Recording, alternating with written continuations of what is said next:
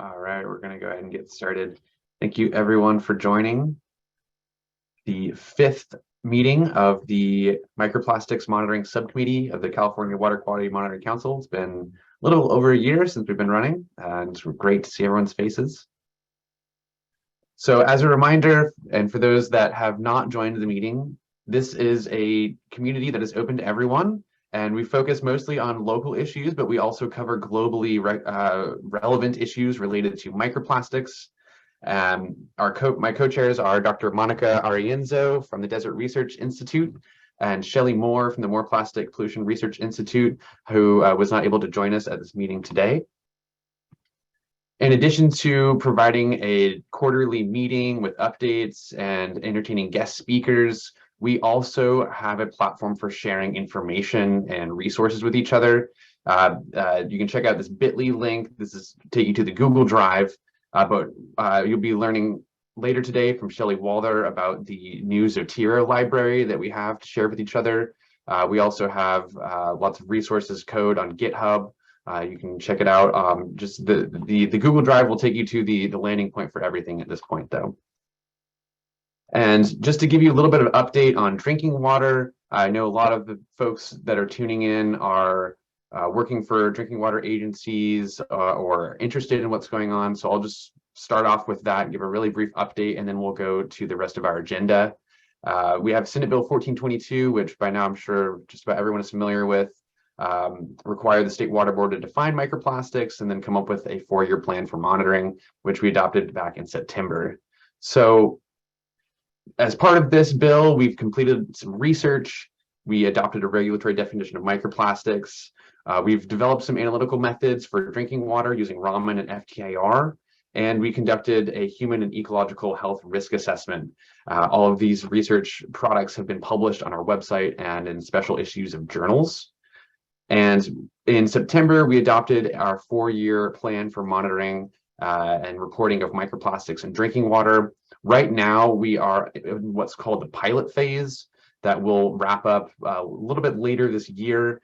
And fall of this year, some water systems will be receiving orders to conduct monitoring for 2 years, followed by a 2-year interim, an interim period of about 6 months, and then another 2 years of monitoring. The pilot phase is currently underway. This is largely research that we need to conduct in order to make sure the monitoring goes smoothly for everyone. We're evaluating some sampling methodologies, providing guidance through the sampling and analysis handbook. Part of that is the handbook that's being developed by this subcommittee. The work group for that is chaired by the Shelleys, Shelley Walther and Shelley Moore. We're also going to be conducting a training in person in Northern California and Southern California to train any drinking water system operators to make sure they can collect samples reliably. We're providing time and resources for ELAP accreditation for labs, developing our data infrastructure, and a communication toolkit for water systems. So really briefly, the sampling work that we're doing, we're comparing the existing ASTM method with a sort of novel inline filtration method that we hope will reduce a lot of uncertainties and trouble in collecting these samples. And we're partnering with SWIRP as well as the University of Toronto and Brown and Caldwell to carry that out. And then I won't steal Wynn's thunder from talking about the data portal, but this is another major component of this pilot phase. The Moore Institute is developing this data reporting system for the state that's open source and make sure that the lab that's uploaded is interoperable and reliable. We also have a list of about 30 water systems that would tentatively be receiving monitoring orders. And we want to coordinate with these systems and make sure that we are collecting at the best places that makes most sense and is not redundant with other places that we'd be monitoring. So we are going to be holding a workshop this spring. Look out for the announcement. It'll go out through the Lyris as well as other channels. And this will be effectively an afternoon workshop to discuss where we're monitoring, and field any questions related to the technical components and the actual locations. And after this meeting, we'll issue a final list of where we're going to be monitoring. This will be approved by DDW. So now that we've got the drinking water update out of the way, we can go into the rest of the agenda. And we've got a lot of updates from local partners at this meeting today. We'll be hearing from SQURP as well as the Moore Institute and what they're doing related to microplastics. We've also got an update from our ELAP folks, OPC, and from Shelley Walther over at the LA County Sanitation District. And then we'll be getting some work group updates from our two main working groups, and then have an open discussion.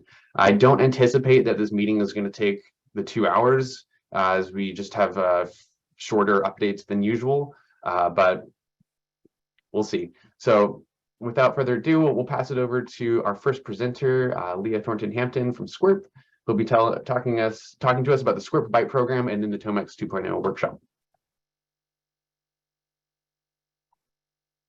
Awesome, thanks, Scott. Make sure you're a co-host. Okay. There you go.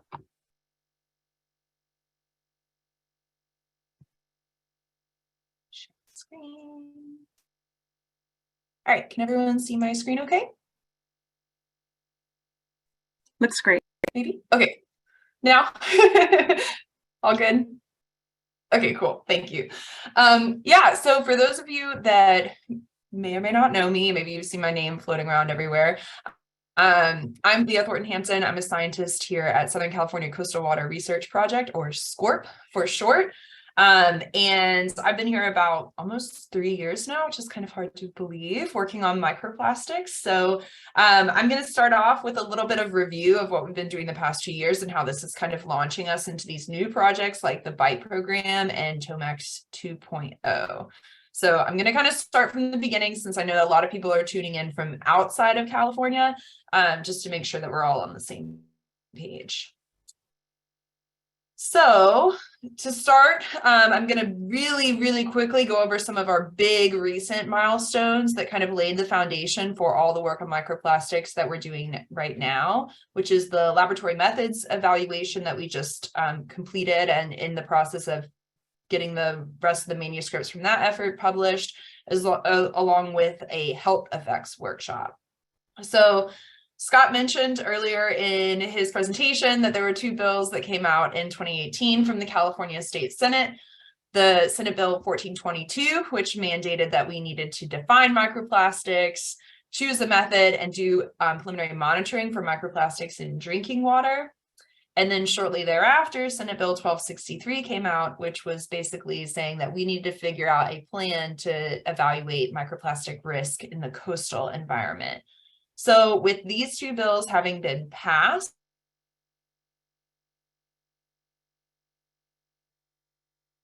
we had an interesting problem. Methods. So what are the best methods for monitoring? Because nothing at that point had been standardized. And at the same time, if we're going to go out there and start monitoring, how do we put those metrics into context? We don't have any thresholds.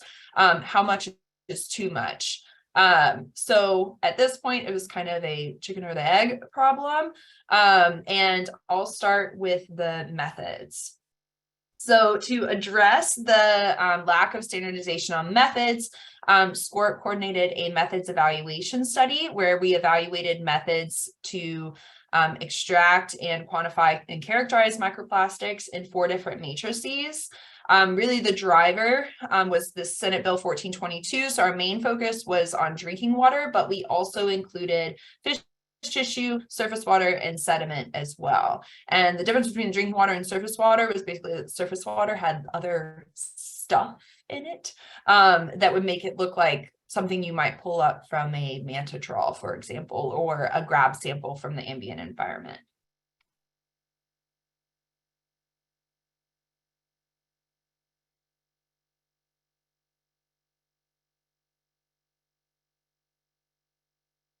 So basically to do this, and we sent them all over to the world, to over 22 labs participated in this study of all different, we have people that have been doing microplastics since the beginning and people that were just now getting into it. And we provided them with standard operating procedures to actually process and analyze these samples, and they submitted their results so that given that we had spiked these samples and created them artificially, we knew exactly what the right answer was, if you will, in terms of the number and type of particles.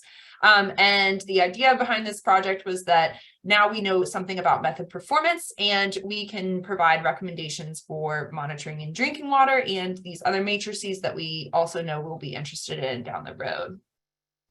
So just to briefly summarize the main outcomes from this effort, first of all, there is a special issue in Chemosphere if you really want to get into all of the data and details of this project. The drinking water results are published, and all of the results from the other matrices are in one big manuscript that is still in review. So I will be sure to let this group know as soon as that manuscript has been published. And as Scott mentioned earlier, the methods for monitoring microplastics in drinking water were adopted by the State Water Board, which was really exciting. And we now have this laboratory accreditation program that you'll hear about later, and the pilot drinking water study that will kick off this year that Scott mentioned in the introduction.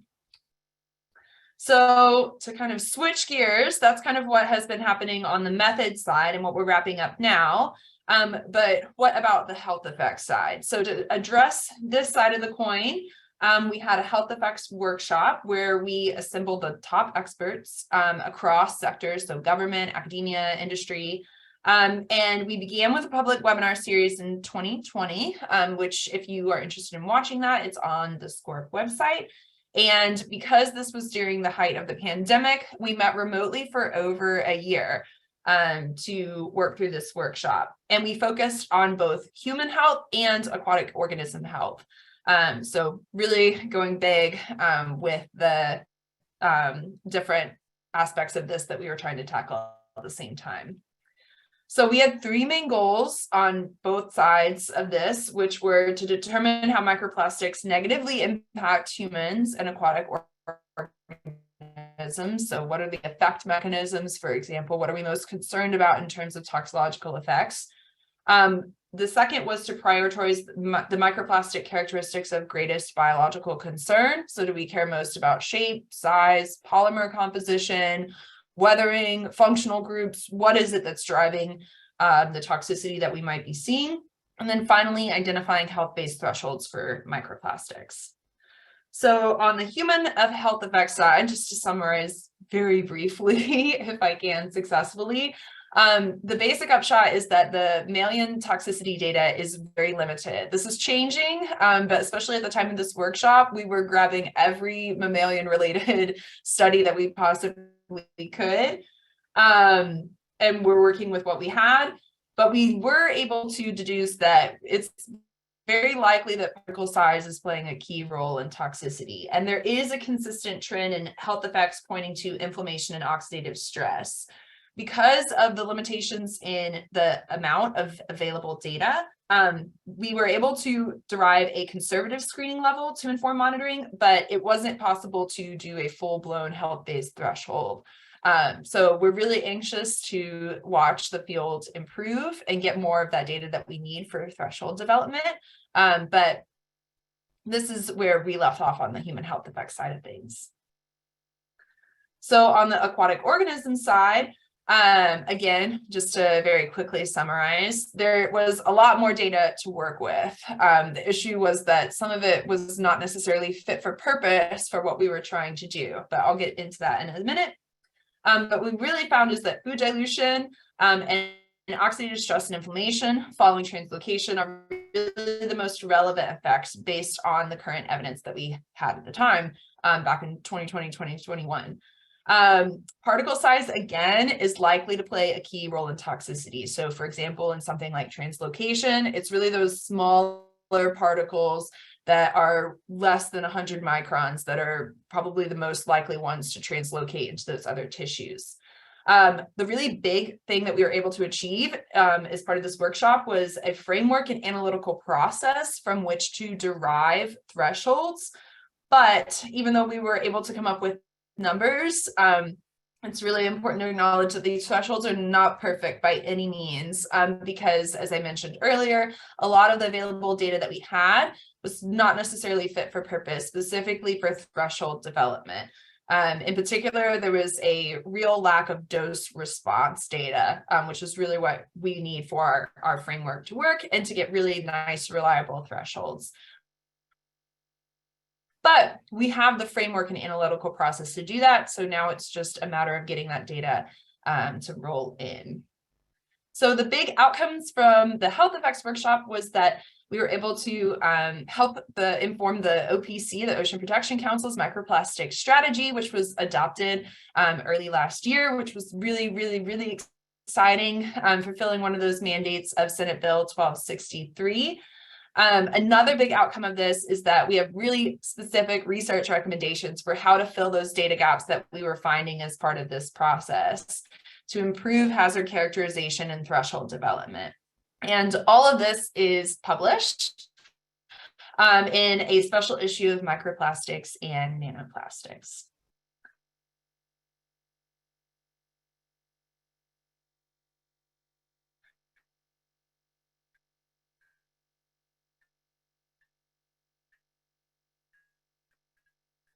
So that's kind of what, which I'll go over each of these. And then we're looking now, we've done laboratory methods. We're really interested in the field collection methods. So how do you go out there and actually collect a sample? And then TOMEX 2.0. So I'll go through each of these really quickly. So the BITE Regional Monitoring Program is a monitoring program that SCORP has been coordinating since 1994. So this has been going on for a really long time. It's integrated, coordinated monitoring with not just SCORP, but many, many, many other parties to answer basic questions about environmental status and trends that are really not captured in any other way in Southern California. We focus on current management needs and documents of success for management actions. So just kind of, what does the BITE look like right now? But it also has this opportunity to explore new problems and document the success of previous management actions. So for certain pollutants, we can kind of take a look back over this time course data and see if things are getting better or worse based on different management actions we might have taken. So for BITE this year, we assess so many things as part of BITE. And we have been doing the 90s. And we've been doing this in marine trawls and in inland streams. We're in the early stages of the planning process right now. And we're really excited to start to maybe incorporate these macro debris assessments into estuaries and wetlands, which is really exciting. And the really, really exciting thing, I think, for this group is that we're also in the works of incorporating microplastics into the BITE program. So this would be the first time that BITE actually does an assessment of microplastics, if we can pull this off. And right now, like I said, we're deep in the planning process, but our matrices of interest are really sediment and shellfish, given the sampling opportunities that we can leverage. And we're really interested in those nearshore habitats as kind of this first pass, since that's where most of the human activity is, that's where most of the trash is, that's probably where most of the microplastics are. And sample collection will begin this summer. So like I said, very early stages of the planning process, but we're really excited about this. So stay tuned.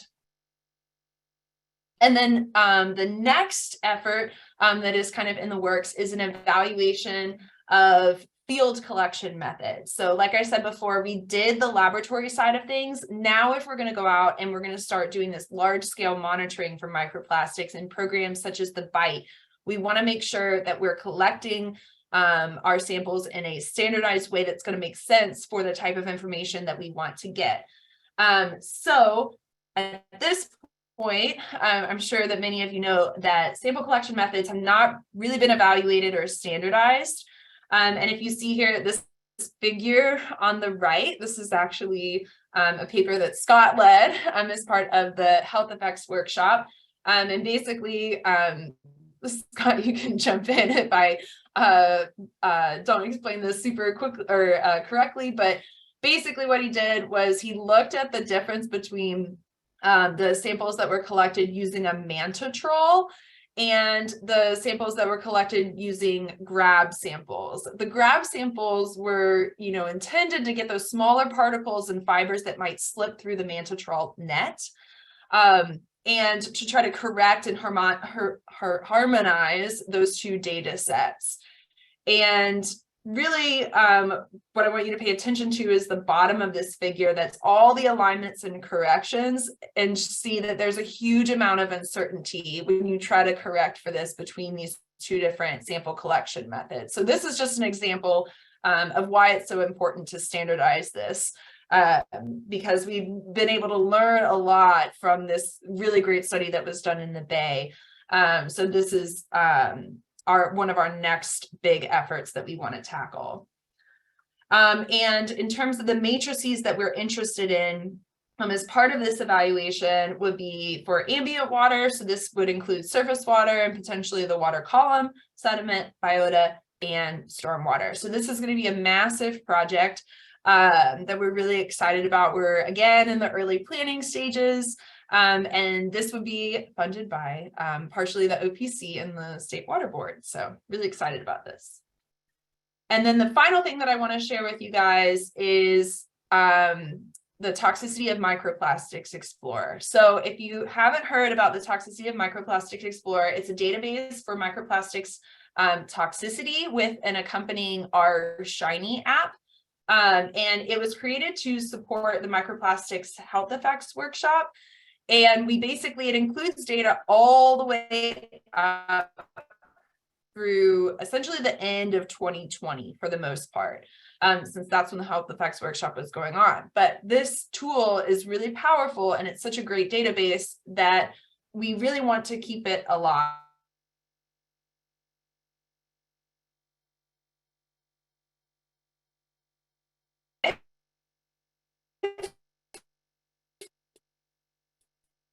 And it needs an update so that we can continue to use it. And so our next big event is TOMEX 2.0, which will be a virtual 4-part work group series to crowdsource the data mining and validation needed to keep TOMEX up to date. Our kickoff meeting is on Valentine's Day, which should be a really easy day to remember. It'll be from 8 a.m. to 10 a.m. on that day. And I will drop a link in the chat. Actually, I'll drop many links in the chat for all of the things that I've been mentioning throughout this talk for registering for this kickoff meeting. But we'll explain kind of the process and the goals of the work group during this kickoff. But one of the things I want to point out is that there's many benefits to participating, particularly for students. So if you have students working under you that are just getting into this field, I think this would be a really great opportunity for them to learn the literature, to collaborate with peers. There'll be publication opportunities if you meet the expectations of the work group. And then you'll also get early access to TOMEX 2.0. So if you're interested, definitely register for the kickoff meeting. I think it's going to be a lot of fun and really cool to see how the data has changed in just 2 years with TOMEX 2.0. And that is all I have. And hopefully I didn't take up too much of the time. And hopefully if I cut off, I saw a couple of times my internet connection was unstable. Hopefully I didn't freeze too much, but I'd be happy to go back and repeat anything or answer any questions that anyone might have. Thanks so much, Leah. Yeah, I think the interruptions with the internet, they weren't critical, at least for me. Okay, good. And I helped you out, put some links in the chat for some of the things that you're discussing along the way. Does anyone have any questions? Feel free to just unmute and speak up. Sure, I'll ask a question. I was wondering, with some of these sort of the field collection methods comparison, or maybe the BITE regional monitoring, are there ways to get involved in those from the community as a whole? I know TOMEX is, you're having that wonderful easy opportunity for us to engage in that. But what about these other opportunities? Are there ways people can get involved, and how would they do that? Yes. So BITE is a really cool program in that it's completely collaborative.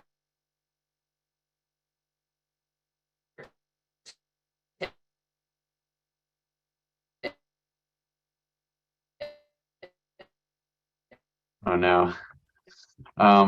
Leah, you might have to So answer it's these in the chat. basically we are all us and all the participants of BITE, but anyone can get involved. Oh no, okay.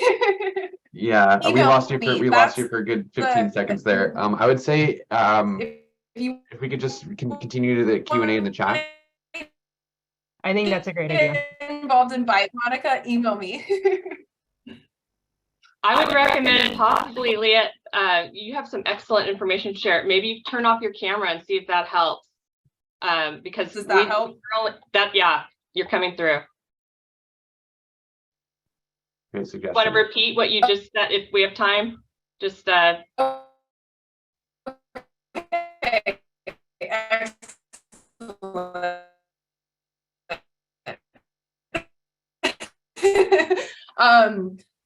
What I was going to tell you, Monica, is if you're in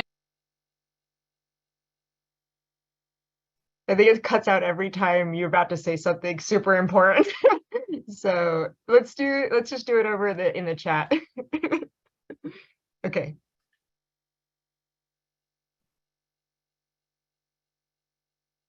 It sounds like she's gonna leave and rejoin, but when she comes back, we'll just handle the Q&A over chat. I saw Ben Maurer also had a good question for her. Didn't miss that, so I'll make sure we get that. For our next speaker, we've got Dr. Wynne Cowger from the Moore Institute for Plastic Pollution Research, who's just returned from a fruitful 3-month expedition in Germany. And he's going to give us an exciting update about what he's doing with OpenSpeccy. Let me make sure that you have screen share access. Yeah. There you go. You should be able to screen share now, Wynne. Okay, let me okay. Yeah, Scott called it an expedition because I was out here in Helgoland, Germany, which is like a 2-hour boat ride off of the North German coastline here in the North Sea. It's a tiny little island, 1 mile square, and they have the most cutting edge research facilities for doing spectroscopy on microplastics there with Sebastian Primke and Gunnar Gertz's group. So anyways, yeah, it was great. I spent 3 months and there working on OpenSpeccy and open spectroscopy data sets, and I'll be talking about that. So I'll show my screen here. And I just want to start out by thanking all of the people who make this possible, especially my funders from National Renewable Energy Lab, the Helmholtz Information and Data Science Academy actually funded the 3 months out there. So if you want to do something similar, reach out to Sebastian Primke because there are more opportunities for people from the US to go out there and do this work, as well as the Possibility Lab, who's funded a lot of this too. So really the motivation for developing these new spectroscopy data sets comes from the industry today, who is trying to catch up to the ever-expanding needs of the microplastics research. So this is an excerpt from Wiley's group. They have the currently largest spectroscopy library available. And they wrote this document as they were adding in new microplastic spectra and said that, however, it's not easy to collect samples to make reliable reference spectral databases for unknown comparison. And I totally agree with them. And then I was very flattered with the fact that they took OpenSpeccy and they used it as their reference library to validate their updates against. So now the commercial labs are using our open source software to make sure that those are working correctly. So that's like a huge change in the field, and this one just gets me really excited and keeps me moving forward to make more and more open stuff. So really brief outline. I'm going to talk about high throughput FTIR analysis for micro and large macroplastics with plate readers, developing an advanced database for data analysis and high throughput techniques, and then an update to OpenSpeccy. So this device is called a HTX FTIR plate reader. It's from Brooker. You basically have 96 well plates. You can put microplastic particles. We put down to about 500 microns in size in here into these plates. And then you just load the plate reader and it goes and collects a really high quality reflectance or transmission spectra of the particles. It also has an ATR unit. So basically we took 700 different plastic and non-plastic particles through all of these techniques to develop a reference library.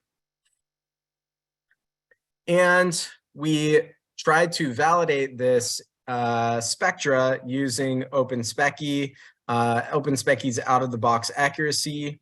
So basically, after we collected all the spectra, we tried to ID it in OpenSpecky.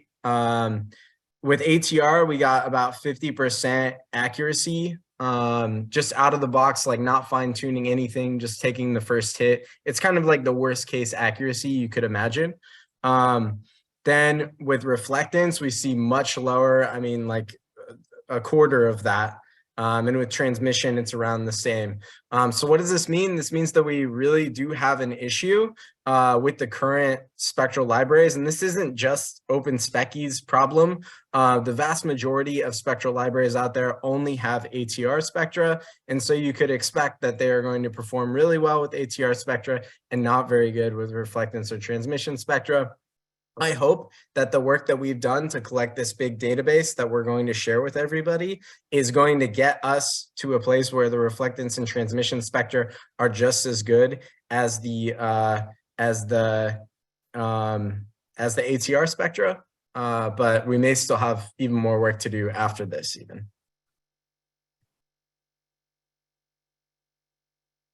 And one of the reasons I think that OpenSpecky performs poorly and other databases likely perform poorly is that they have really low hit qualities for reflectance and transmission. So this line here is a 0.7 Pearson correlation. This is typically a threshold that people use for saying everything below that, if it's a hit below that, then we don't know what it is, basically. And you can see that these are box plots of the typical Pearson correlation for all the reflectance and transmission measurements.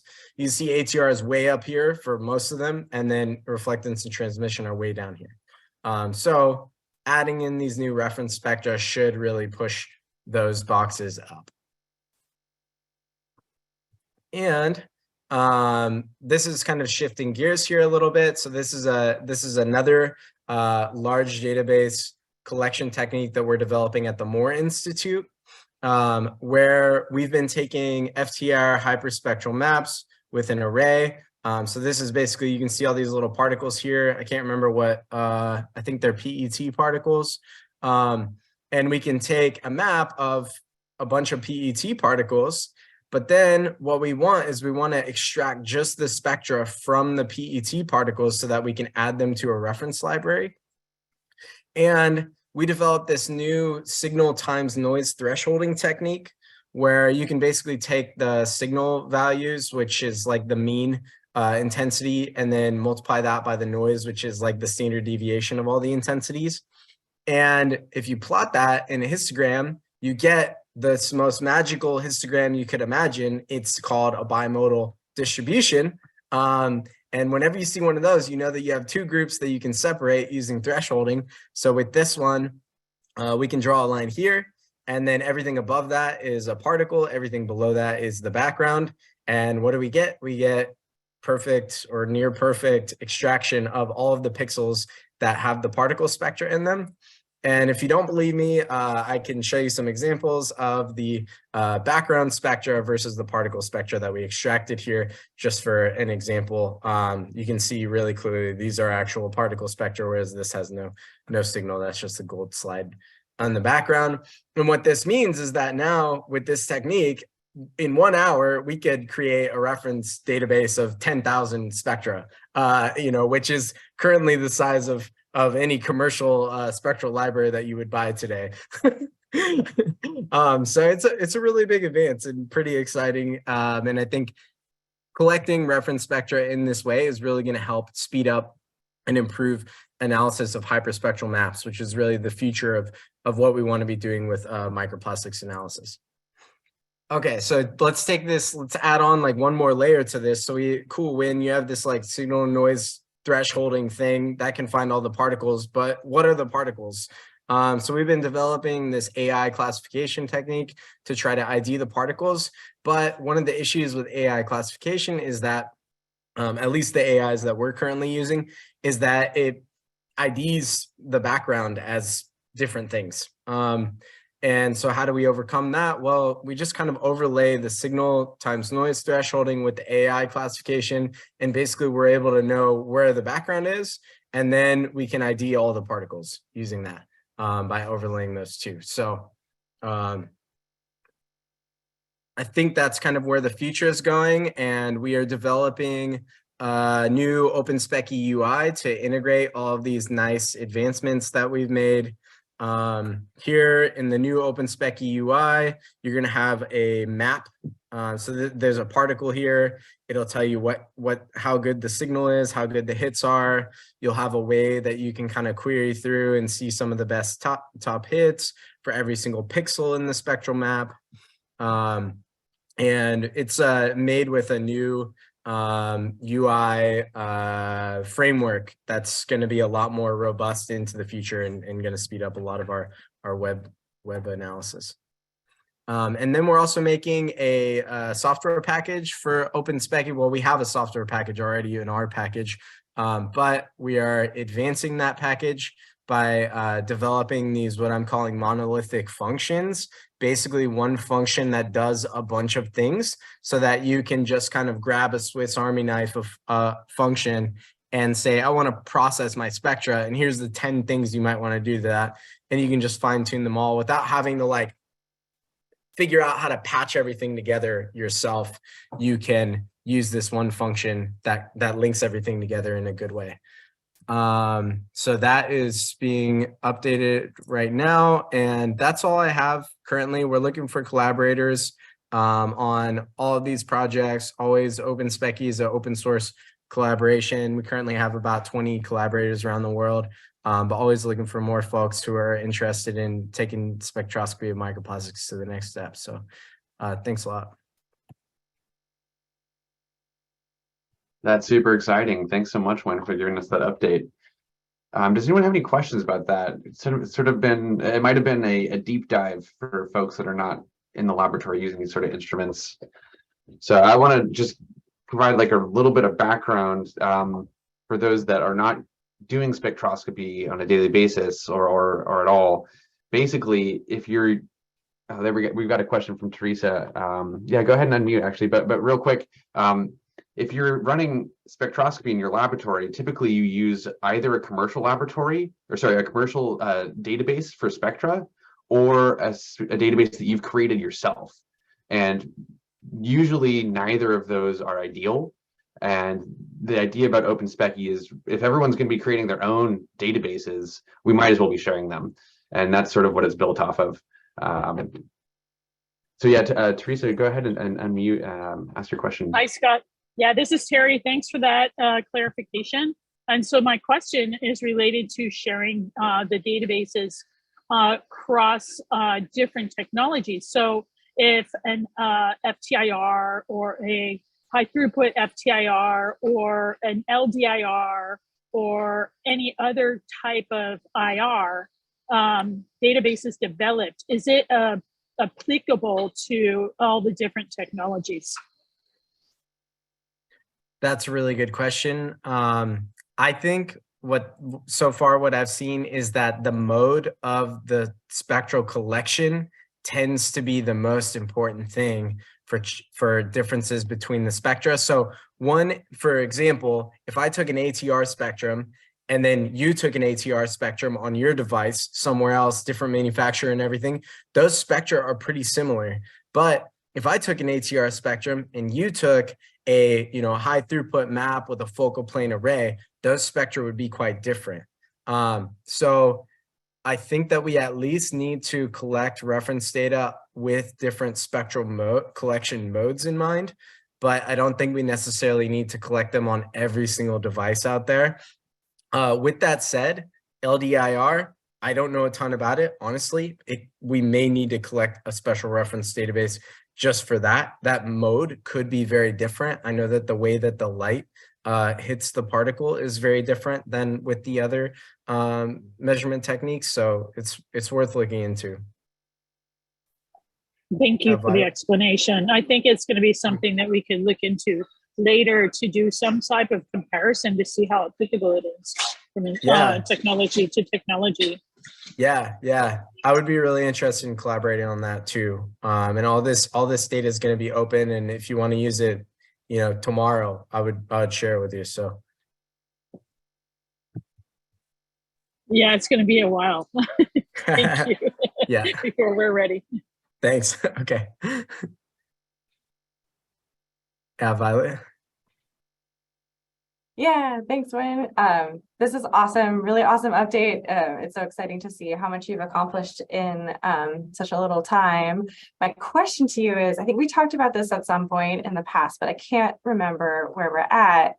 Is OpenSpeccy at a place now where you can download the database and upload it into the commercial platforms like the Thermo Fisher, OmnicPicta? Yeah, I'm about to finish. Finish that today, actually. Oh, no way. Okay. Yeah, and so OmnicPicta has a special file format that's a commercial file format. Basically, I have to like clump at a time, upload it into Omnic and aggregate that library. It's been taking me like 2 days straight to do it, but I'm gonna have like one file soon. And then I can totally share that with you. I was actually thinking about getting in touch with you and probably Monica too, because I think y'all could, and anyone else who's interested in this, it basically would be like one file. Here's all the data for OpenSpeccy. You can use it. And it would, yeah. Hariba, I don't know. I'm not sure what their file format is or how tricky it is to get the data into that format. I saw a comment come into the chat, but all of the data is open in like a CSV format. So you should be able to, like, if you need to work it into something else, it should be as easy as it could possibly be for you, besides me giving you like the actual end data set result. Okay, awesome. Yeah, I look forward to that. We'd be happy to test that out. And we're still moving slow, but our goal is, as we're developing our own, or sort of doing our own training and testing and developing our own internal reference libraries, is to still upload those to OpenSpeccy and then, continuously like download the updated copy to our own instrument library. So that would be awesome. Thank you, Wynn. Thank you.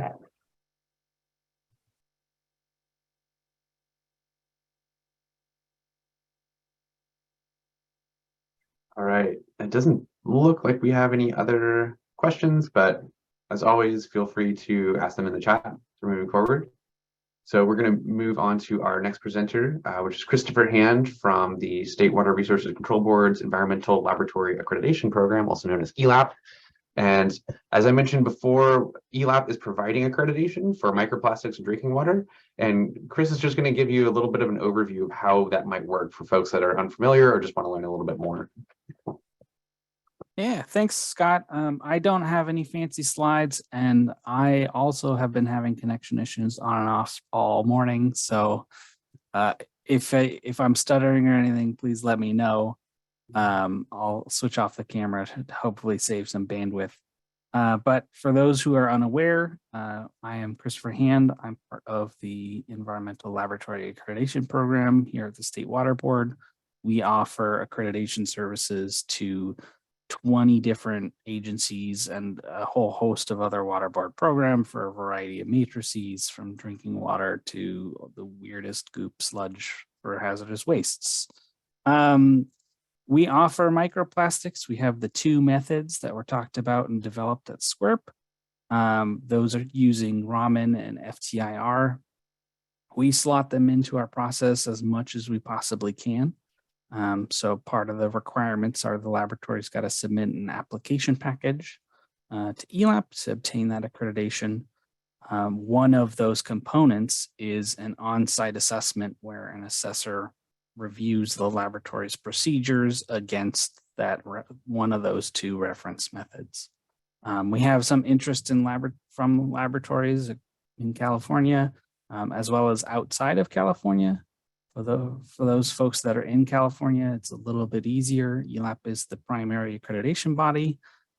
You can contract directly with ELAP to get your assessment completed, because the way our regulations are defined, it's very interesting, but that's a discussion for a different time. But we also had, as part of our onboarding of this method, we brought in 3 third-party assessment agencies that work across the US and across the globe. Those are A2LA, ANAB, and also Perry Johnson, or PJLA. Those are some of the bigger names in the laboratory industry. They offer accreditation for a variety of different things, for international standards and things like that. And so there's been at least one assessor in each of those bodies that has been trained to these squirt methods and has a familiarity with how the methods work. So that's the major time-consuming component of obtaining ELAP accreditation, but by far the most time goes in before the laboratory is even ready to get the assessment. I've seen a couple of labs struggle with getting their systems clean. Microplastics, it turns out, are everywhere. So they're in the air, they're in the water sometimes. So keeping that system clean seems to be the largest hurdle that I've heard of for laboratories that are trying to onboard and produce this test in-house. Typically, ELAP accreditation requires a positive control sample that's unknown to the laboratory and then is tested in-house. Well, those don't exist yet. Microplastics is on the cutting edge. So as part of our application package, we're probably going to be asking for some sort of data related to laboratory created controls. There are like chemosphere and what I think they're called chemospheres. I can't remember. There's a couple different manufacturers that create perfectly round and colored spheres of plastic that can be used at the laboratory. It's not a great solution. We'll want something better in the future, but for at least internal controls, using those little lab developed things is going to work in terms of getting laboratories on board at the beginning. Once it moves forward and we get some reference standards and, environmentally degraded and more challenging samples that are referenceable, then we'll move towards that. But right at this point, we're just looking for, does the laboratory have the capability to establish their own kind of procedures? So those are the 2 main parts of ELAP accreditation. There's an application package. I like to think those are pretty self-explanatory, but it's a big checklist of paperwork that you fill out. The laboratory's got to have a quality system in place that they're running and is compliant with our standards. But a lot of that is fleshed out and reviewed during the on-site assessment, which is going to be the major component for ELAP accreditation for this analysis. So we have those 2 methods. They're located in an interesting spot on our website for those folks who haven't seen. You can search California ELAP, it'll show up as the first result. And if you go to the apply accreditation in our field of accreditation tables, I have a collection of a variety of different things. They're put into table 102, which is inorganic chemistry of drinking water. Not really a chemistry analysis. FTIR and Raman aren't really used for anything else, at least anything that we offer. But they're fitting within the existing system in an okay fashion. Right? They're a bit unique. And there'll be some challenges that we'll identify along the way.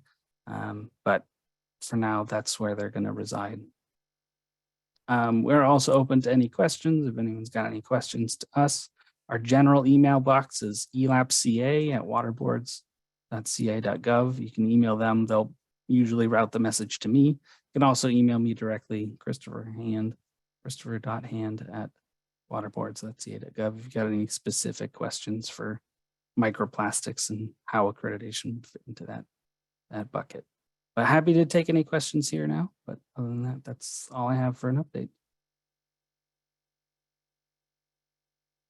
Thank you, Christopher. I just have a really quick question. You mentioned that there's a couple laboratories that have already reached out to you that are likely going to apply for accreditation. Do you know offhand, like, about how many of those are?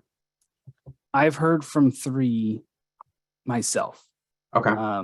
So I know there are 4 at this point, but at what point in the stages they are, I couldn't tell you.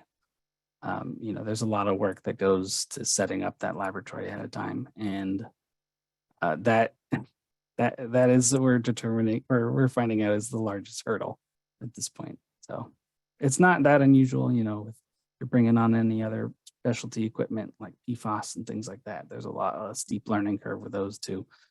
So that's kind of the point where everyone is at right now. And then you'd also mentioned that the laboratories don't have to be in California, and actually they can be in any country. Are there any other restrictions that we might know about, or lack of restriction that we might assume, like can an academic lab become accredited? Yeah, absolutely. An academic lab could become accredited. If you're not physically located inside California, it's a little bit more difficult. For sake of ease of everyone here, I won't go into the extra difficulties. Feel free to email me and I'll walk them through with folks individually. But it's not impossible. We've got laboratories across the US.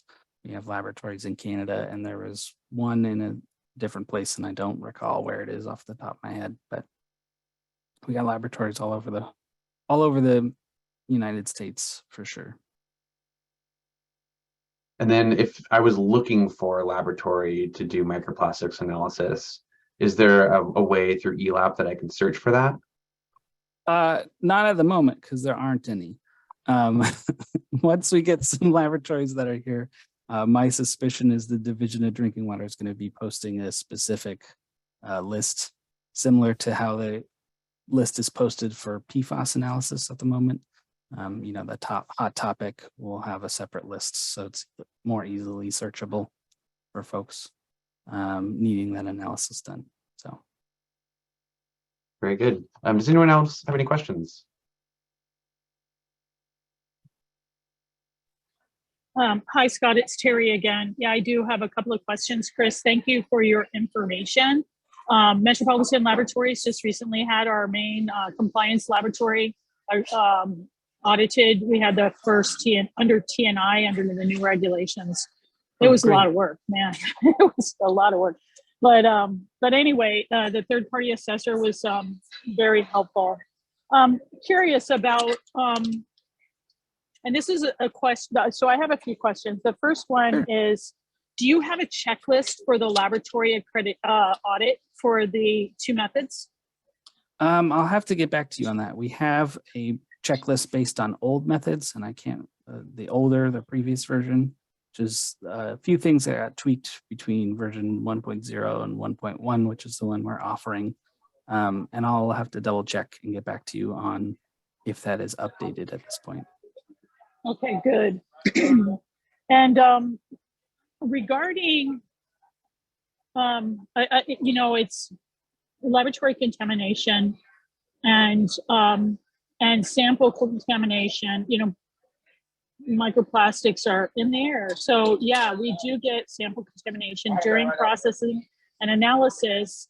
At least we haven't done it in our lab yet, but we're trying to mitigate it so that we minimize it. The question I have is regarding, this is going to be an ongoing problem for laboratories. How do we correct for that? Or just knowing that the sample contamination is going to happen, is there a way that we could still pass an ELAP audit, get accredited, and still have this like minimum allowable level of sample contamination? I know that's a ridiculous question, but I thought I'd ask. It's a totally valid question. The methods that we offer right now have, I believe, 2 different ways of detecting what the laboratory's blank contamination is. There's a plate count that you would leave out in the air, just to see how long or how much contamination is present from air, and then you're running your blank samples. if you're doing any filtration or doing any kind of analysis like that, just to make sure that you're not picking up anything there. There isn't, from my understanding, and Scott may correct me if I'm wrong here, but there isn't right now a threshold that the laboratory must meet, because at this point, we're still kind of in the investigative of like, okay, well, there's going to be some contamination. You're not going to be able to remove all of it. As long as the laboratory has procedures in place to mitigate that contamination. One of the examples that Square was showing was everyone's got cotton lab coats over in the microplastics lab. And they were toying with the idea of dyeing them all hot pink, so that way you could see exactly contamination coming from your lab coats. So something to that effect, right? The laboratory's got to have a procedure and policy and processes in place to mitigate that contamination, and then also be reporting what the contamination is, what kind of level, and if you're detecting samples above that, right? So. Thanks, Chris. Okay, so this next question is for Scott. Okay, as laboratories begin to, and utility laboratories in this case, but any laboratory, is there any way that sample results could be submitted for a monitoring order that from a laboratory officially that are not from an accredited laboratory? Not for regulatory monitoring. It'll need to be an accredited laboratory. But if it's for non-regulatory monitoring, it really depends on where the sample is being taken. If it's a drinking water sample, I don't believe there's a way to upload it anywhere currently to the state websites. But if it's a surface water sample, that can go in SWAMP, the SWAMP's database, and I don't believe it needs to be an accredited laboratory. But someone on this call might know better and can correct me.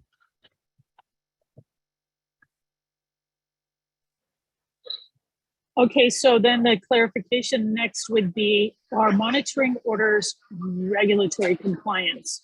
So when you're submitting data to them, is it considered a compliance sample? Effectively, yes. However, it doesn't need to be at, well, it will need to be at the point specified in the order. So effectively, that is the compliance point of monitoring. And it would need to fulfill the compliance, which would just be submit the data on a quarterly basis in compliance with the order. There's no notification level or response level, so it doesn't need to meet any of those parameters. But effectively, yes. Did that get at the question you're asking? Yes, thank you. It helps clarify it. I think I look forward to future discussions about this, and what type of flexibility we might have, because until we deal with this contamination issue, it's going to be, potentially problematic for labs to get accredited. So, and we want to get the data. So I'm just curious. Maybe we'll take this offline. Thank you, Scott. Yeah, thank you, Terry. And these are great observations, and I'm glad that we have this forum to talk about these challenges, as this is really what this is about, working on them together. So we've got our next speaker, Caitlin Kalua from the Ocean Protection Council, is going to give us an update on what's going on with the OPC, their method development, and some RFPs. So take it away, Caitlin. All right, apologies as I'm getting into the actual presentation mode. There we are. Excuse me as I move.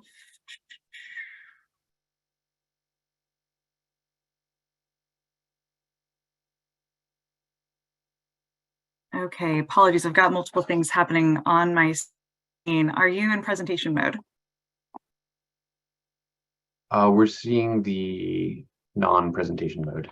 Thank you. Okay.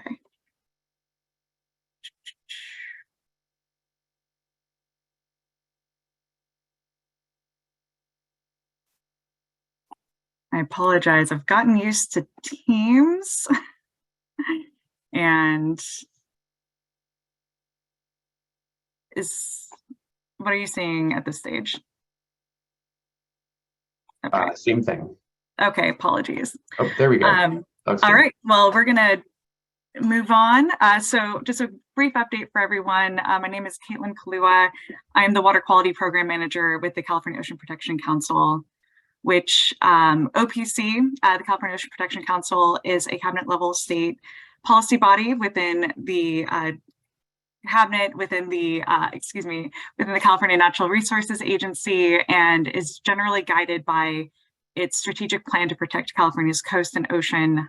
Specifically, our work related to plastics is guided in large part by Objective 3 of the OPC strategic plan, that is to enhance and protect marine biodiversity, including the following targets: to achieve zero trash entering state waters by 2030, consistent with the State Water Resource Control Board's trash amendments, as well as advancing the development of plastic pollution monitoring data, as well as standardized methods. And then, of course, developing and implementing the statewide microplastic strategy. So for those that are not familiar with the statewide microplastic strategy, this was developed, as Leah described earlier in this meeting, as directed by Senate Bill 1263. It was adopted by the California legislature in 2018 and adopted by the OPC this past February of last year. Essentially has two simultaneous tracks to both simultaneously advance early source reduction and additional solutions to reduce plastic pollution in the environment, acknowledging that microplastics do fragment from larger plastic pollution, so it is comprehensive in that way, while simultaneously advancing a research strategy to understand both occurrence and risk thresholds, and evaluating new recommendations for the legislature by December 30th of 2025, as outlined in the statute. Just flagging for this group, this is the second track of the strategy, which outlines a iterative research approach to advance monitoring, to then inform risk thresholds and assessment, to prioritize then our priority sources and pathways of microplastic contamination, again, evaluating new solutions as we gain more data. On this slide, it also demonstrates where there's overlap between this strategy and existing ocean litter strategy goals that are co-managed or co-facilitated between the California Ocean Protection Council, as well as NOAA Marine Debris Program. And so there is overlap. These are existing goals in a large way, as far as it's not necessarily reinventing the wheel. These are needed early identified research needs. That said, where we are now is in 2022, California did adopt the statewide microplastic strategy, as well as one of the first extended producer responsibility laws regarding comprehensive plastic source reduction in the nation, that is Senate Bill 54.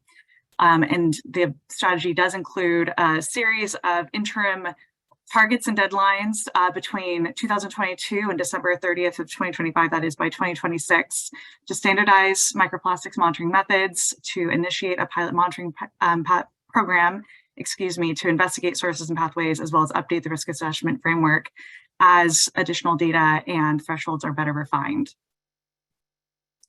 For OPC, our priorities going to 2023 really do land in these three categories. That is, one, supporting the development of this monitoring network that is both for macro and microplastics, launching releasing a request for proposals, filling in needed research and data gaps, as well as scoping sector-specific workshops that were identified within the statewide microplastic strategy. That includes targeted sectors of, single-use plastics, it is textiles, agriculture, culture gear, as well as vehicle tire wear.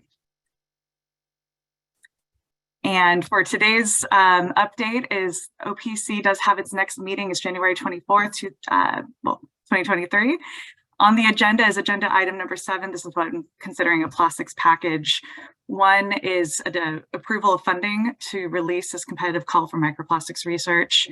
2 discrete projects to support the development of this plastics monitoring network that includes the microplastic sample collection method evaluation and standardization that Leah had described earlier in today's meeting, as well as the development of statewide plastics monitoring plan.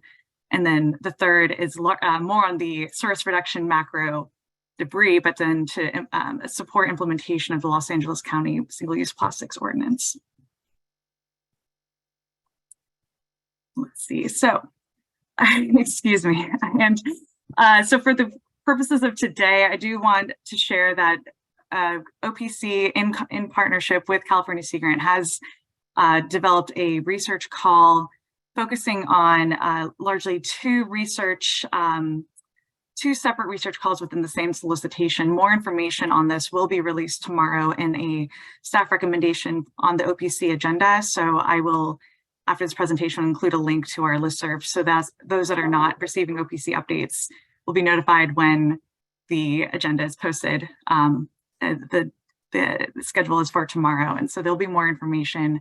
But essentially at this stage, we are looking at two large research priorities. One explicitly to improve understanding of both the source contributions of microplastic contamination to inform, with the explicit purpose of informing management action, and then also to expand ecological risk and sensitivity understanding of ecological risk that is specific to dose response, filling in the gaps that were identified by SWRP and Leah in the workshop findings as well that were described earlier in today's meeting. A second research call is focused more on the interception of microplastics that is within green infrastructure, low impact development, assessing both efficacy, but also to help inform and essentially inform recommendations for effective green infrastructure use for microplastic intervention. I will move. So the anticipated timeline for this research call is first and foremost is our council approval of the disbursement of these research funds. Following that approval, we will then be able to release this RFP that will essentially, excuse me as I take a step back, these are anticipated to be projects of 2 years in duration. Anticipate up to approximately 8 projects likely through this funding announcement between the two research priorities, which will be then described further in solicitation webinars that will provide more information on those. Sorry, Lindsay, you may want to go on mute. Thank you. So there will be solicitation webinars hosted by California Sea Grant in partnership with OPC, as well as the anticipated timeline for submission deadlines, as well as review process with the October 2023 project start date for these 2-year projects. Just one note, OPC did adopt its equity plan this last October of 2022. And with that, California Sea Grant and the Ocean Protection Council are encouraging applicants for this research call to consider diversity, equity, inclusion in your research proposal, whether that be physical evaluation of benefits to a community, engagement with individual communities or impacted user groups as appropriate for the research design, or mentorship opportunities and ways to expand early career development for those entering this field. And so there's a pretty broad application that this can be addressed within the research applications. And so I just do want to flag that we do have a very active commitment. This will be part of the scoring process. Second on our OPC agenda for this month is the development of or advancing of this the plastics generally, excuse me, both macro and microplastics monitoring network. That is the sample collection method evaluation standardization work being pursued by SWRP and in partnership with the State Water Resources Control Board described earlier today, as well as the development of statewide plastics, that's both macro and microplastics monitoring plan to be initiated in 2023, anticipating have a fairly robust public outreach process through 2023 to inform the development of this plan, either through the Water Quality Monitoring Council presentations during this subcommittee, as well as other outreach opportunities through 2023 for a final plan being published and released in 2025. So that is our anticipated timeline. Lastly, just flagging, it's shifting the gears a little bit from microplastics monitoring to then source reduction policies, and that the Los Angeles County last April, adopted a fairly comprehensive, a single-use plastics ordinance that does include recyclable, compostable, and reusable requirements for a variety of food establishments, and it has a phased compliance requirement depending on the type of food entity that is, or food facility, is those that are brick and mortar, more temporary, like fast food restaurants, as well as food trucks, etc. So there's this phased compliance requirement through 2023, 2024 that OPC is looking to support implementation of this ordinance as a effectively a case study on business resources and providing the technical assistance that's needed to physically comply with these requirements in this phased approach, as well as encouraging the use of reusable materials where possible. And that is my update. With that, I will stop sharing my screen so I can share our listserv link within the chat. Open to any questions. Wow, that's a lot going on. Thanks for the update, Caitlin. Absolutely. And if anyone wants to go back and look through the slides in case they've missed something, want to refresh their memory, they will be hosted on the Google Drive link. And it looks like we've got a question from Wind. Yeah, thanks a lot. It's really great always to see the leadership that OPC has in this space. And one thing that I've been thinking a lot about is, I don't know if you're familiar with the Clean California program being run by the California DOT. Basically, it's like $1 billion project over 3 years to clean up the roads. And they're collecting like millions of pounds, maybe even millions of tons. I can't remember the order. But it just sounds like this insane amount of trash, and they're collecting data on it. And I feel like that data set has got to be really important for California for understanding the problem of trash on roads. But there's been, like, from my understanding, very little clarity on what types of data might be collected, if that data will ever be made available. And I'm wondering if there might be an opportunity for OPC to join that conversation and help us to get that data out there. No, I sincerely appreciate that, Win. I'd say, yes, happy to connect in ways that directly with you and the Moore Institute as far as what's most helpful in that regard. But also, I do want to flag that with the approval of our council for the development of the plan, that is the plastics monitoring plan, that is an opportunity to bring multiple state agencies together. I think it is intended to be this coordinated approach. It is to, both meet our overarching state science needs, information needs, but also leveraging the multiple resources, quite frankly, so that way not everyone's operating in a silo, but that we are addressing our data collection in a very coordinated manner. And that's actually then collecting that data in a way that's then usable as well. So that's a huge, I think, objective and need, within that process. So it is going to have these multiple layers, both within the state for state coordination, but then also on the public sphere as well, as ensuring that we're having this over like very transparent process as far as making sure that we're having this data that's going to be usable. Thank you. Thanks.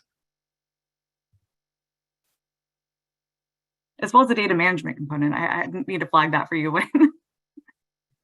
Yeah, I would love to. I would love to manage that data. Oh yeah, one other quick one. So I've been noticing a lot of issues with some of the policies that have come through, especially for like foodware, single-use plastic foodware, where like we have a ban on straws, yet like I continue to get handed straws every time I go anywhere and ask for a drink. And I'm wondering if there's if we need to do research on, on the efficacy of enforcement, even of some of these policies. And I don't know what your feelings are, if that's kind of like I just was wondering what your perspective on somebody doing research like that might be.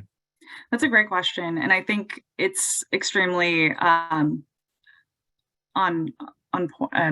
point as far as looking at this, both the macro and the microplastic side of this plan development, because there is on the macro plastic side, certainly there's so many different citizen science, as well as you mentioned, research needs, that I think we do need to be looking at tracking the efficacy of these different quote unquote, management solutions or regulations or product prohibitions. And so that can be part, I think, of a monitoring design, is looking at where is that overlap of the existing regulations? What is the plastic sources or those trash that we are seeing within those other communities, waterways, et cetera? And that could be such a beneficial layer and level of analysis, quite frankly. And there is that need for that multi-level layer of tracking.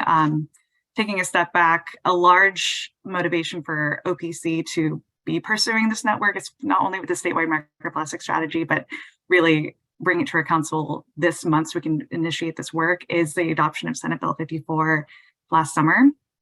It does include the development of establishment of a plastic pollution mitigation fund within the state of California beginning in 2027, but also then these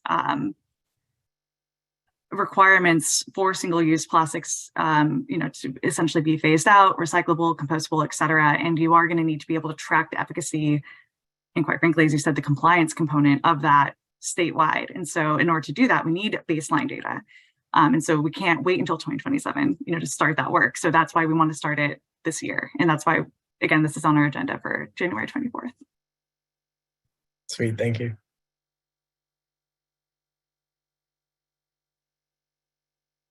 Thanks, Caitlin. Does anyone else have any questions?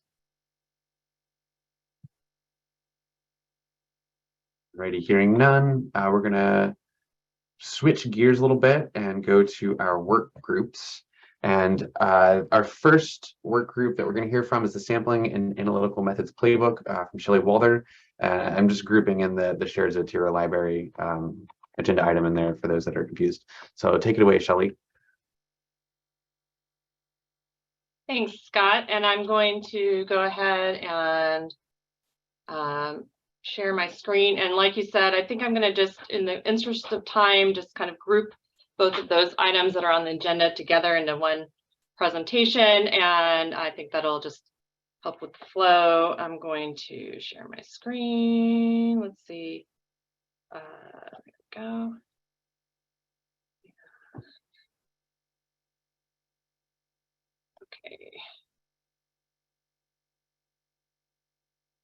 Okay.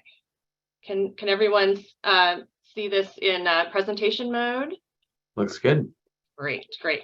So great updates today. It's really helpful. And like Caitlin said, it's I think part of the great thing about this work group as a whole is that we are bringing information together and kind of putting it in a forum and discussions and that can be usable, and overall we can get this higher level of science and policy in place to help improve things. So with our microplastics sampling and analysis playbook, or MPMP for monitoring, to keep it short, we just as a review, we're going to be putting this playbook out as a living document. So the first iteration, because we have SB 1422 as the most immediate need, we'll be working with Scott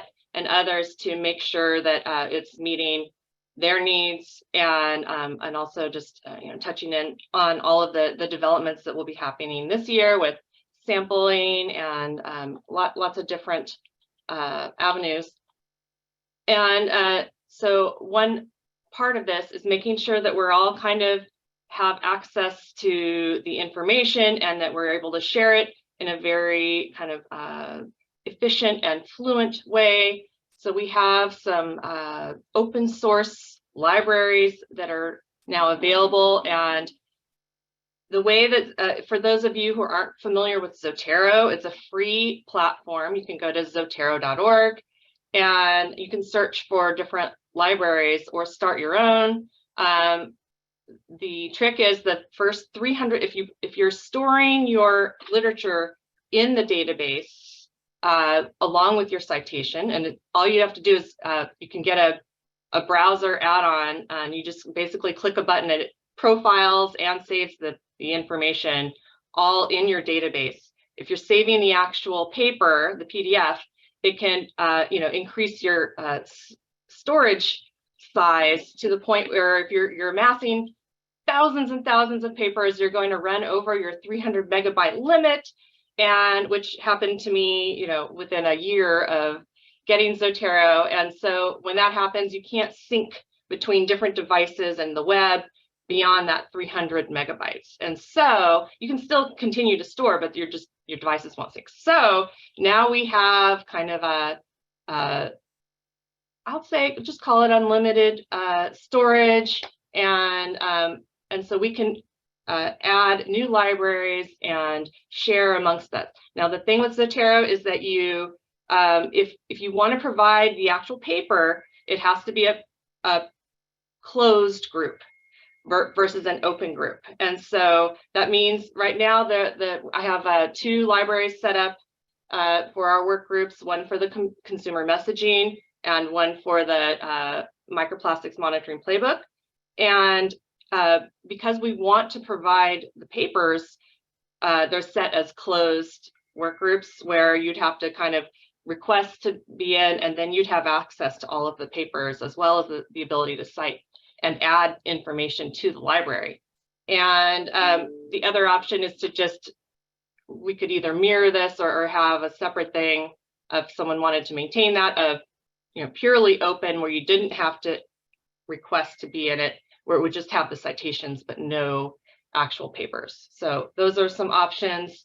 We can play with the settings, and so we'll be rolling out the links to join these, to request to join in our work group meetings.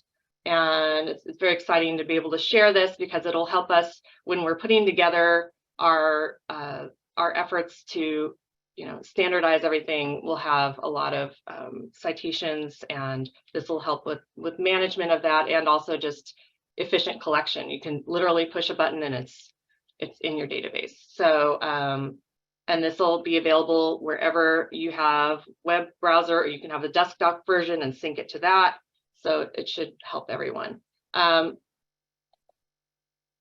this is just an example of what it could look like. I just put, I have my holdings separate in this library, but I just kind of dragged a couple over into this new, and if you look at group libraries, got the playbook, and I put one here, and you can see it just by the push of the button, it gives you all of the information for the citation, and there's tags. You can see all the tags that it's kind of collected, and so you can search by tag, and you can also set the citation format so that you can, it creates a bibliography for you as you write. It syncs really well with Word or Google Docs, and it's also compatible with R. So there's a lot of things that we can do that to really have truly reproducible reporting.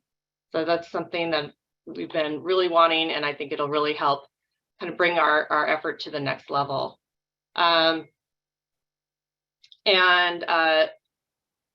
Going forward with that, the other update is that we have a microplastics monitoring playbook workgroup meeting coming up on February 6th, 2023, and it's from 1 to 2:30. And we'll have Wynn present on the microplastics data portal, Wynn Calger from the Moore Institute of Plastic Pollution Research. And we'll be talking about the playbook and the first version and the timeline, and getting subcommittees together who want to participate in that. And we'll be focused on drinking water and also all of the elements of sampling and analysis that go along, that are transcend matrix. So lots of stuff to cover, and should be exciting. So save the date, and we'll be putting out that meeting announcement very shortly. But oh, and I was wondering why the slide wasn't looking right. There it is. There's all the information again. And yeah, so during the meeting, we will, I believe, Wynn will be sharing a draft data template with us. And so as part of that work group, we'll actually have comments and able to really review it hands-on and to give Win some hands-on feedback. So that should be really good. Just a reminder of part of the outline and things that we're looking at. And yeah, so please, I hope that especially the drinking water community, a lot of the concerns that were mentioned today, I think that's fantastic information to kind of bring into the playbook, and kind of, definitely some questions that we all have about monitoring, research, permit requirements, ELAB, all that stuff will be great to have to cover and make sure that we're talking together. And that's it. So if any questions or suggestions, feel free, and otherwise turn it back to you, Scott. Thank you, Shelley. So when we announce the details for that work group meeting, we'll just send it out through the listserv so that nobody misses the opportunity to join if they want to. Perfect.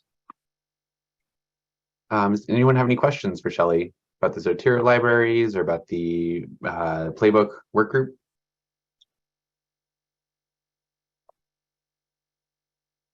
Great. I'm really excited for these Zotero libraries. I really appreciate you getting that resource for our group. I think that's going to be really useful for us all. Yeah, I'm really excited about that aspect too. It's been something we've wanted for a while, and it's happening. So thanks. So Shelley, can people request to join now for the Zotero group? Yeah, and it's searchable. And the slide that I had shown, if you just and I can put a title that maybe you can capture both groups, like CW, California Water Quality Monitoring Council acronym in front of it, so that you can know which microplastics work group. There's probably a lot that you might get a hit on. So something like that might help. Yeah, so we can rename it, put a nice description. I just wanted to show you that it is available, and they're not built out yet, but we have thousands of papers to just drag with a click of a button, and it'll be populated, and we can start tagging things, developing special tags, and really making it a useful tool for our the things we'll be producing. Awesome, thank you, Shelley. So we're going to move on to our next work group update from Alma from Arcadis, who'll be providing an update for the consumer messaging work group. Yes, hi everyone. Thanks, Scott. Can you see my screen? There we go. Yeah. Great. So I'll be very brief, couple of slides here. So hi, everyone. My name's Alma Bedsteg, co-lead of the Consumer Messaging work group alongside Brent Alsbach and Teresa Slivko. So over the next couple minutes, I'll just be providing a quick update on what the group has been up to, what direction we're moving in, as well as using this as an opportunity for recruiting. We're always looking for additional support.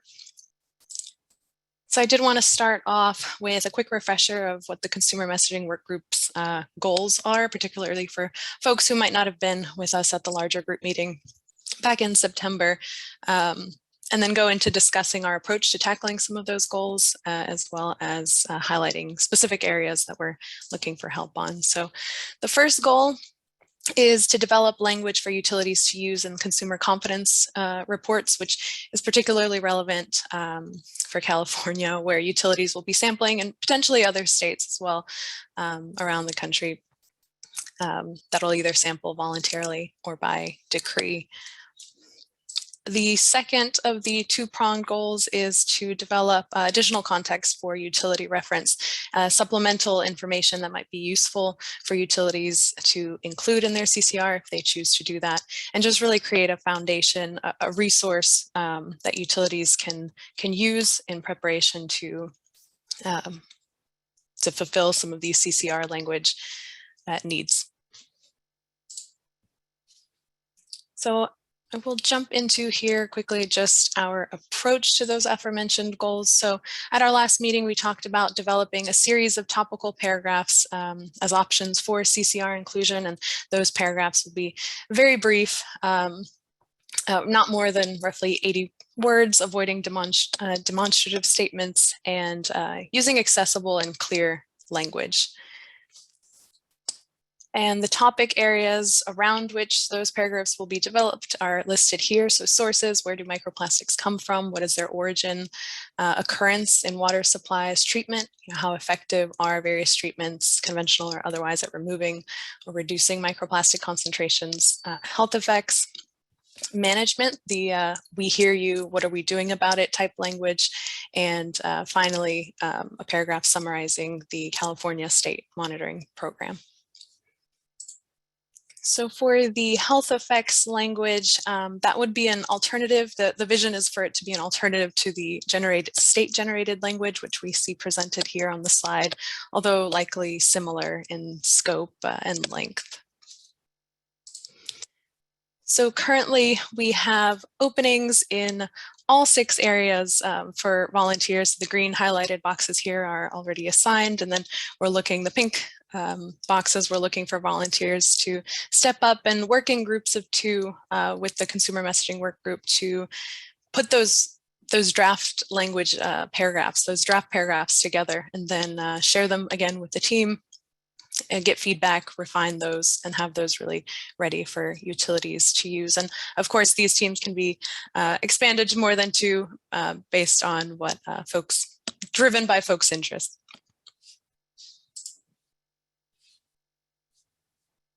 My email address is here at the end, the bottom of this slide. So if this is something that resonates with you, if you do want to contribute to the effort to really equip utilities with this kind of material, please do reach out or drop your email address in the chat of this call, and then I'll be happy to reach out. And with that, if there's any questions, thoughts, anyone from the CMW group, if there's something that I failed to mention, please do.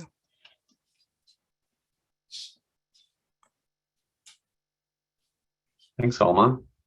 And as Terry mentioned in the chat, we are looking for helpers for this. If anyone is interested in this, please email Alma, Brent, or Terry. Thanks, Scott. Thanks, everyone. Thanks for putting your email address in. Alrighty. Does anyone have any questions?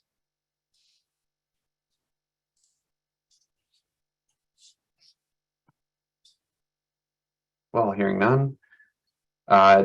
We have on the agenda open discussion right now. So if there's any other comments or announcements that people want to make, feel free. Just unmute yourself, go for it. Anything related to microplastics or plastic pollution or data or anything like that. I actually had something I was thinking about when Wynn was presenting, and I love the information you brought about, I'm always looking to characterize results and really get that the accuracy and uncertainty kind of bounded. Did you look at precision as well? When repeated measurements, and were they tracking or yeah, good question. So we did look at that. We did do repeated measurements on the 96 well plates. It's actually really easy to do because we can just set it up to do however many repeats as we want. Actually getting like a metric for repeated measurements is kind of tricky. It's like standard deviation of spectral intensities or something like I like trying to wrap my head around what the best unit is to use for that. Maybe you have some ideas. But honestly, I found that there's like a really wide variety. I didn't see any of the techniques having more or less repeatability. Like ATR, for example, cannot be repeatable for particles that are very non-flat. So if you have like really kind of blocky particles, you get really all over the place signals. Or if you have slightly different materials on different sides of the particles, you start to get different spectra. But with the like transmission, for example, you're measuring the signal of the entire particle. So, you maybe don't get as much of those kind of effects, but if the particle moves slightly, you might get a different different. If it's like slightly oriented differently, then you might get a different signal. So yeah, this is just some of my thoughts on that right now.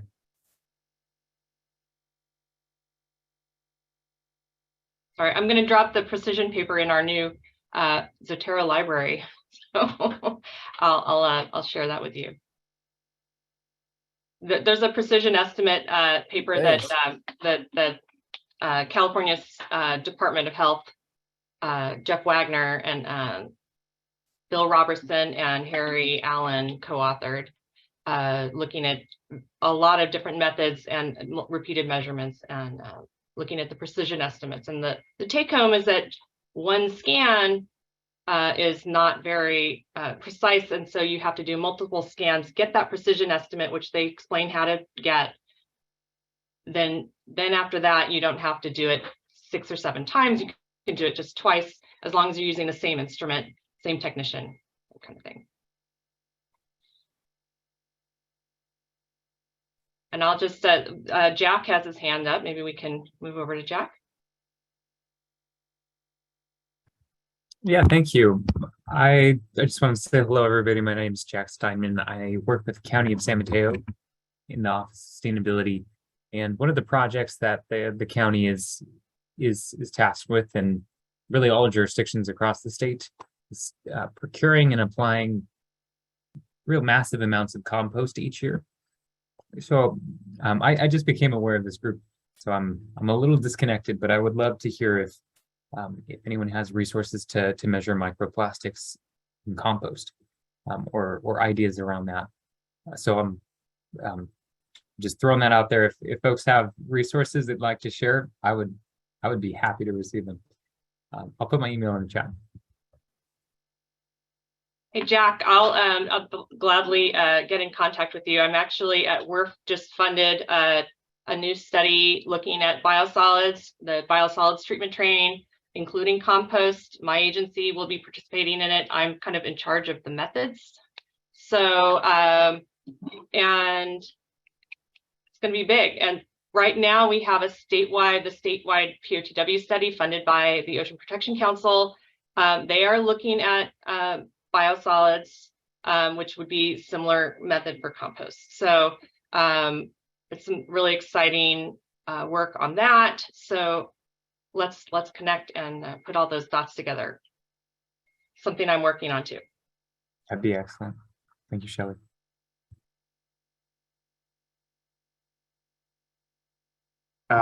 Jack, just off the top of my head, Roland Geyer at UC Santa Barbara has been working with microplastics and compost, but I don't know if they've done any monitoring yet. I know they did basically a estimate study to see how much is going into compost and biosolids, but that might be a good lead for you.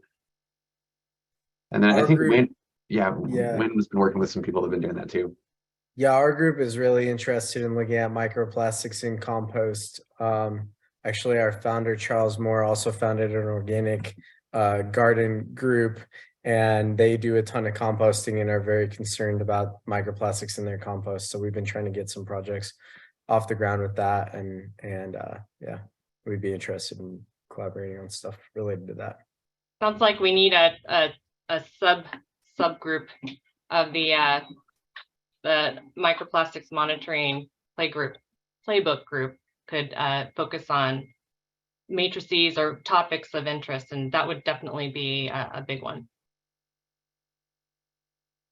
The other lab that comes to mind is Professor Sanjay Mohanty from UCLA. He's doing a lot with microplastics in agricultural settings, and Wynn's been working with them too.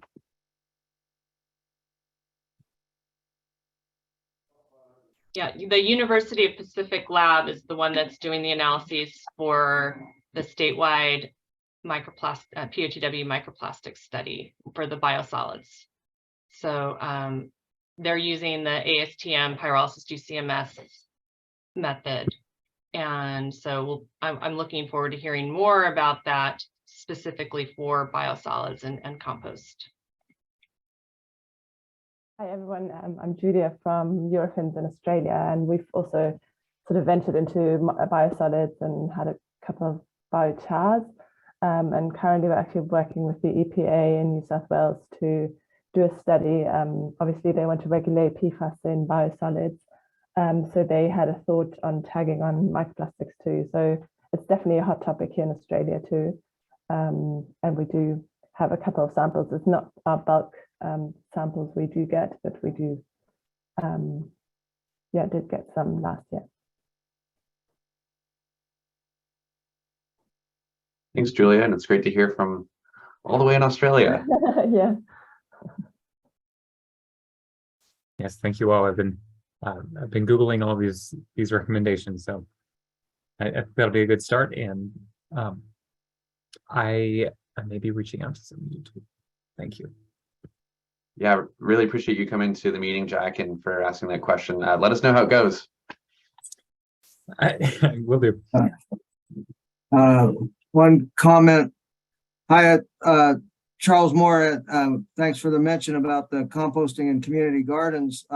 The purpose of composting is to create soil. The end product of compost is soil itself. So we have to start thinking about, soil and plastics in soil, because as we amend soil with our compost, which is what we want to do, we're creating new soil. So one of the projects we had with the community gardens was to look at plastics in their soil and see, relate that to the composting protocol. So yeah, I mean, if we're going to be looking at compost, we need to be looking at soil, because that's where compost ends up.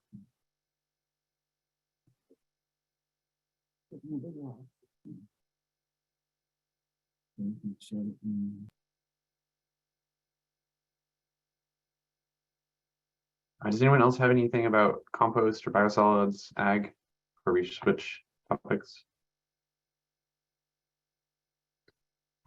Really brief update. The Plastiverse team has just added a new functionality on their website. It's a forum that allows anyone to ask questions. It's kind of like Reddit, but only for plastic pollution researchers. Notably, we have a sale, trade, borrow, need page there. So if anyone has or wants to find sampling equipment or monitoring equipment or really anything else that's related to plastic pollution, that's a good place to start. It's kind of like a Craigslist just for microplastics researchers. We also have, for those that haven't checked out the website, we also have a toolkit. Check out the tools tab. You can find just about anything that's related to plastic pollution research. And we've sort of been slowly expanding it beyond just plastic pollution, adding a little bit about the ocean and other topics that are sort of difficult to disentangle. So yeah, check it out if you're as like a first step for trying to find something, databases, tools, resources, that sort of thing. And that's all for Plastiverse. Did anyone else have anything that they want to bring up?